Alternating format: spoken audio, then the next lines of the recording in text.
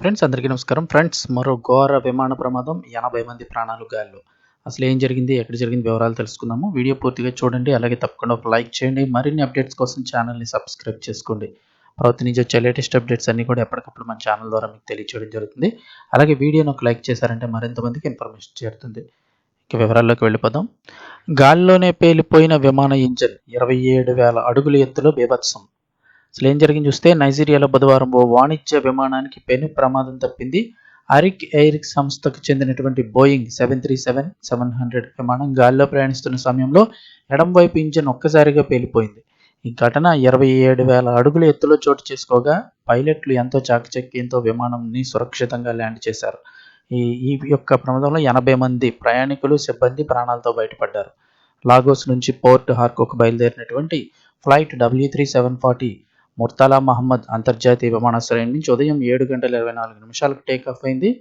ప్రయాణం మధ్యలో ఇంజన్ నుంచి భారీ పేలుడు శబ్దం వినిపించడంతో విమానంలోని ప్రయాణికులందరూ భయాందోళనకు గురయ్యారు.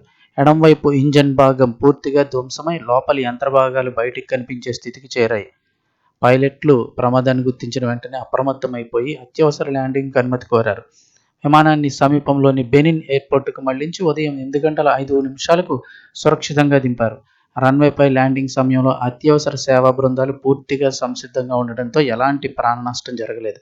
ఇంజన్ ధ్వంసమై ల్యాండ్ అవుతున్న దృశ్యాలకు సంబంధించిన వీడియోలు సోషల్ మీడియాలో వైరల్గా మారాయి. ఇంజన్ నుంచి విడిపోయిన కొన్ని భాగాలు విమానం వెనుక భాగం నుంచి వర్టికల్ స్టెబిలైజర్స్ స్వల్ప నష్టం అయితే కనుక వెనుక భాగానికి నష్టం కలిగించాయి. ఈ ఘటనతో విమానంలోని ప్రయాణికులు తీవ్ర భయాందోళనకు గురయ్యారని జాతీయ మీడియా తెలిపింది.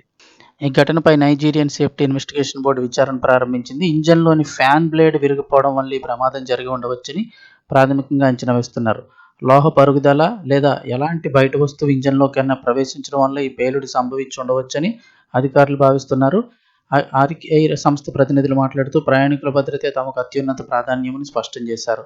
జరిగిన అసౌకర్యానికి క్షమాపణలు కోరుతూ ప్రయాణికులను వారి గమ్యస్థానాలకు చేర్చేందుకు ప్రత్యామ్నాయ ఏర్పాట్లు చేసినట్లు తెలిపారు.